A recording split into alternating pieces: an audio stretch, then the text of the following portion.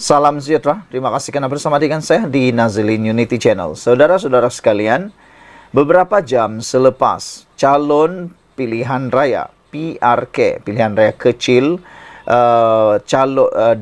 di Kuala Kubu Baharu, calon Pakatan Harapan dicabar oleh PAS untuk mengemukakan keputusan akademik beliau yaitu SPM dan yang sewaktu dengannya.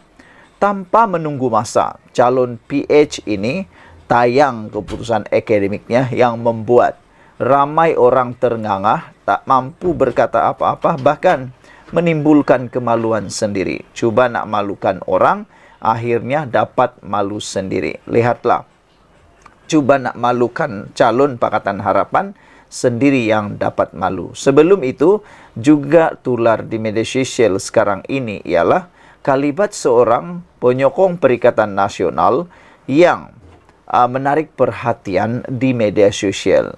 Sekejap dia jadi penyokong PH, sekejap dia jadi penyokong PN, dan sekejap pula kata ini, kata itu. Akhirnya kedapatan dia adalah penyokong Perikatan Nasional. Dan kita teruskan dengan cabaran oleh PAS terhadap calon Pakatan Harapan ini.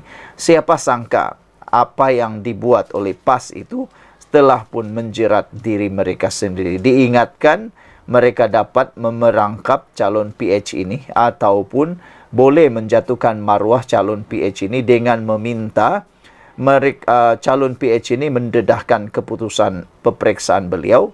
Rupa-rupanya selepas didedahkan, saya fikir akan lebih ramai yang akan tertarik dengan calon Pakatan Harapan ini. Manakan tidak, bayangkan saja.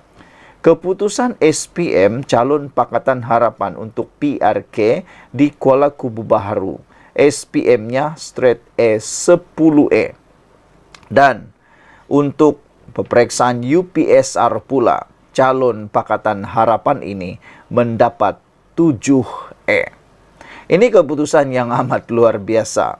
Boleh dikatakan sangat pintar, cerdik calon Pakatan Harapan ini. Jadi, teknik untuk coba memalukan, menjatuhkan calon Pakatan Harapan ini tidak menjadi. Bahkan sebaliknya, telah pun membuatkan saham calon Pakatan Harapan ini meningkat secara sendirinya.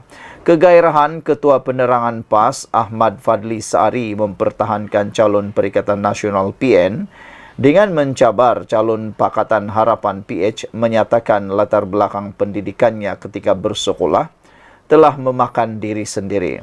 Fadli membuat cabaran agar Pang Syok Tau mendedahkan pendidikan rendah dan menengahnya selepas calon Perikatan Nasional di Dewan Undangan Negeri Kuala Kubu Baharu, Khairul Azhari Saud berdepan kontroversi berkaitan status pengajian. Tidak langsung melata, Syok Tau berkongsi keputusan SPM dan UPSR yang menunjukkan keputusannya cemerlang, semua E, di mana dia memperoleh 10E dalam SPM dan 7E dalam UPSR.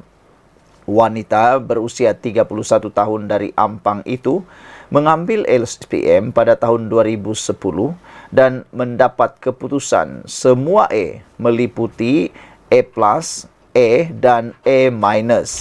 Lebih menarik lagi, pelajar sekolah menengah Chuang Hua di Port Dickson Negeri Sembilan itu mendapat keputusan lebih baik dalam mata pelajaran Bahasa Melayu iaitu E, Bahasa Inggeris E+, dan Bahasa China E-.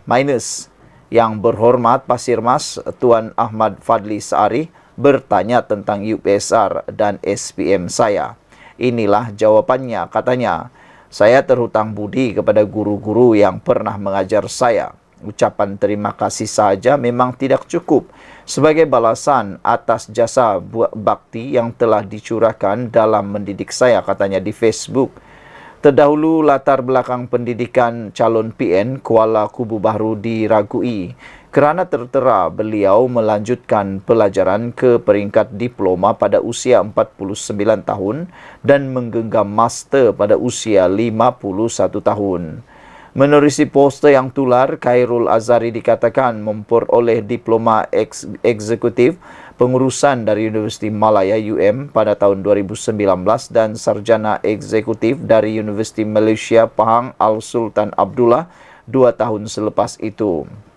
Orang ramai mempertikaikan bagaimana dia melompat terus ke peringkat sarjana tanpa mengambil ijazah sarjana muda dulu. Selain bagaimana dia menghabiskan pengajian pada tahun 2021 ketika Perintah Kawalan Pergerakan PKP, bagaimanapun pemegang diploma dilapor boleh melanjutkan pengajian terus ke peringkat sarjana eksekutif di UMPSA dengan kelayakan pengalaman kerja yang ditetapkan serta melepasi pengiktirafan pembelajaran berasaskan pengalaman terdahulu. Isu pendidikan calon Perikatan Nasional telah selesai. Pihak Universiti UMP telah keluarkan kenyataan berhubung kelulusan Master Eksekutif Pengurusan Perniagaan yang dimiliki beliau, bahkan transkrip sijil juga telah disebarkan. Sekarang saya mencabar calon PH pula untuk nyatakan pendidikan rendah dan menengahnya. Silakan.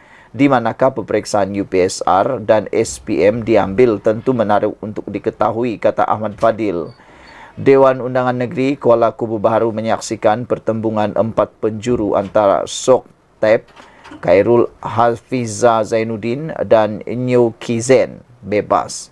Kuala Kubu Baharu dikenali sebagai kerusi campuran dengan pecahan pengundi Melayu 46%, Cina 30%, India 18% dan lain-lain 6%.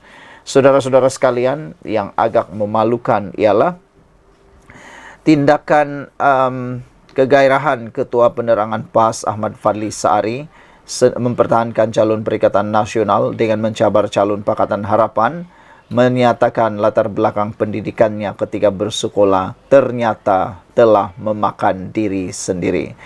Dan secara kesimpulannya, rumusannya, disangkakan cabaran itu boleh menjatuhkan maruah atau boleh menjatuhkan nilai saham calon Pakatan Harapan itu. Rupa-rupanya bukan saja ianya gagal menjatuhkan nilai saham calon Pakatan Harapan, bahkan secara tidak sengajanya, tidak langsungnya, calon Pakatan Harapan telah meningkat sahamnya.